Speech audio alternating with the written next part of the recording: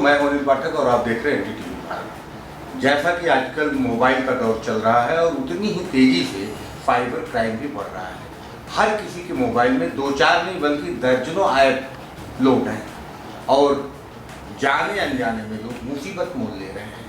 हमारे साथ cyber crime के विशेषज्ञ नितिन पांडे जी हैं। हम इनसे चर्चा करेंगे कि हमारे लिए कौन से ऐप बेहतर हो सकते हैं और कौन से ऐसे ऐप हैं जो हमारा बहुत बड़ा नुकसान कर सकते हैं।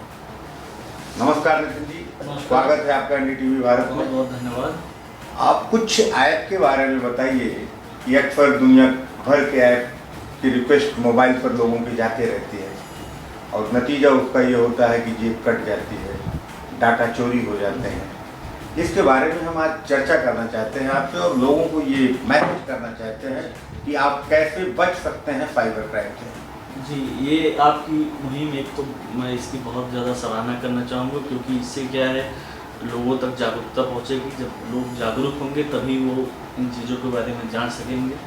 और अभी मैं आपको सबसे पहले एक हाल ही में आई ऐप का खुलासा हुआ जिसका नाम था कैम स्कैनर। ये समझ लीजिए लगभग 100 मिलियन से ज़्यादा लोगों ने इसको प्ले स्टोर से डाउनलोड किया है।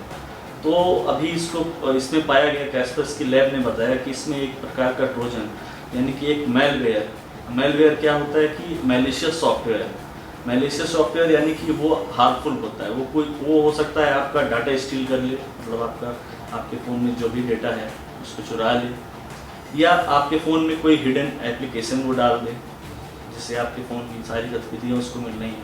तो ये एप्लीकेशन पाई गई और इसको जो है प्ले स्टोर से हटा दिया गया है और आधिकारिक तौर से।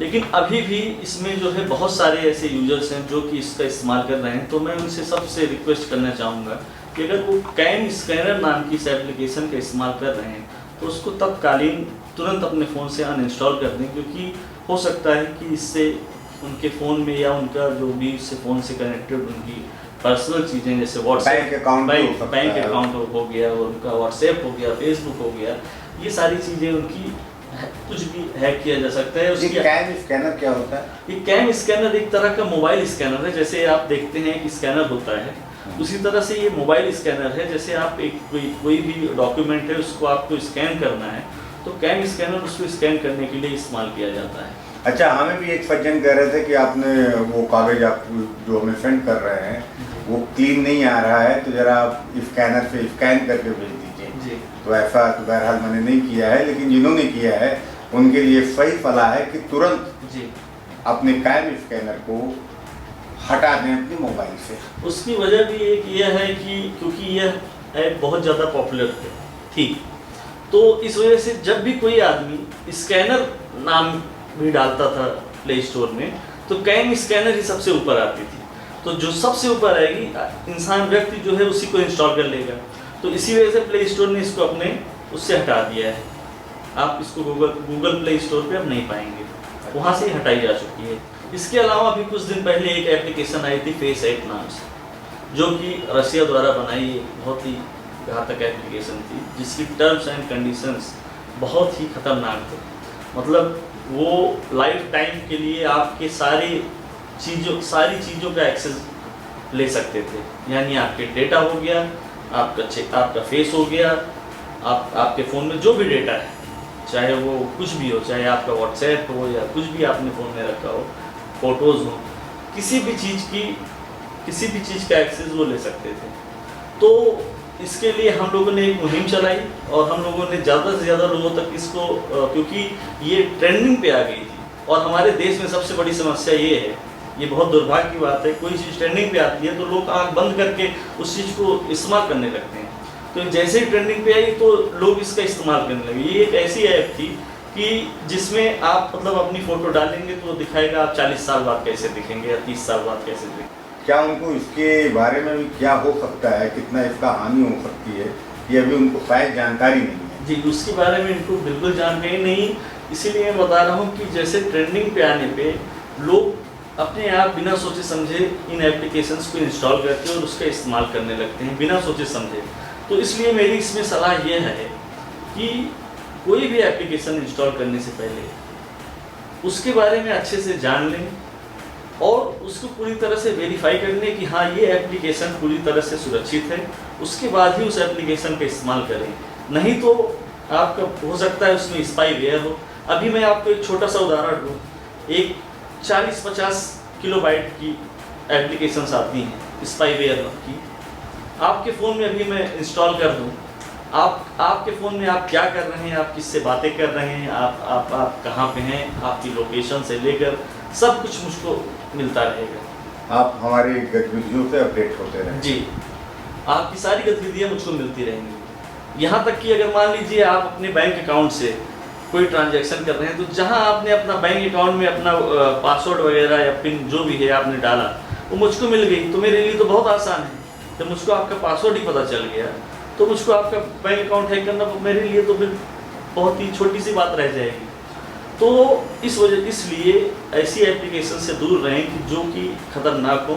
नितिन जी, हम कैसे समझें कि कौन सी एप्लीकेशन हमारे लिए मतलब कि ठीक है, कौन सी गड़बड़ है, ये कहाँ से हम कैसे वेरीफाई करेंगे? इसको वेरीफाई करने के लिए सबसे अच्छा तरीका ये है कि गूगल प्ले स्टोर से जो भी आप एप्लीकेशन यूज़ करें, पहली चीज़ तो अगर आप एंड्रॉयड यूज़ कर रहे हैं तो गूगल प्ले स्टोर से करें, अगर आप एप्पल का फ़ोन यूज़ कर रहे हैं तो आप iOS का जो एप्पल का ऐप स्टोर है वहाँ से करें।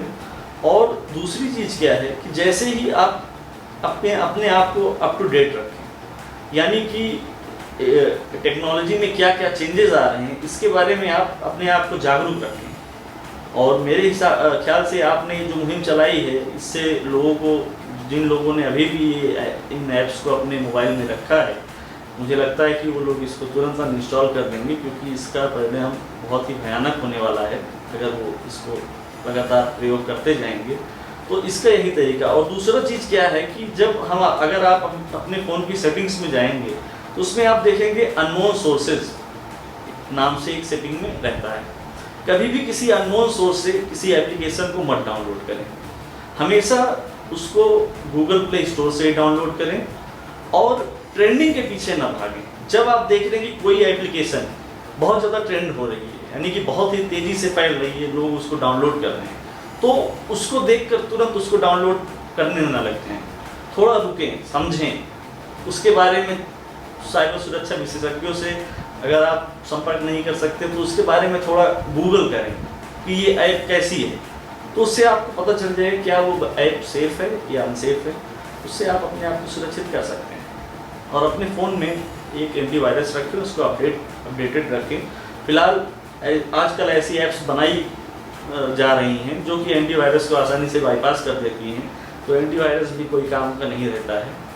तो मेरा यही सुझाव रहेगा कि लोग अपने जितनी भी ऐप्स हैं कोशिश करें कि कम से कम ऐप्स रखें, जैसे कि जो ज़रूरत की ऐप्स हो, फेसबुक हो गया, व्हाट्सएप हो गया, इंस्टाग्राम, आजकल इंस्टाग्राम का बहुत ज़्यादा चल रहा है जोरों शोरों से, तो ऐसी ऐप्स रखें। फालतू जैसे लोग जो इधर उधर की ऐप्स को ज़्यादा डाउनलोड करते हैं, कोई फ़ोटो एडिटर हो गया, तो किसी का मन किया, जैसे अभी बात हुई कि बचपन में कैसे दिखते थे तो बुढ़ापे में कैसे दिखेंगे, तो ये लोग जो टाइम पास के लिए ऐसी ऐप्स को डाउनलोड कर लेते हैं, यही भविष्य में चल के उनके लिए खतरा बन जाती है।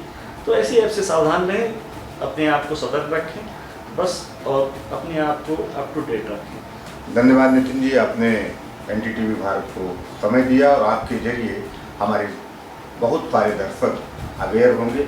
फिर हम साइबर क्राइम के एक नए एपिसोड के साथ आपके साथ फिर हाजिर होंगे। तब तक के लिए हम विदा लेते हैं। नमस्कार। धन्यवाद। देश दुनिया की ताज़ा तरीन खबरों से रूबरू होने के लिए सब्सक्राइब कीजिए आपका अपना चैनल NDTV भारत।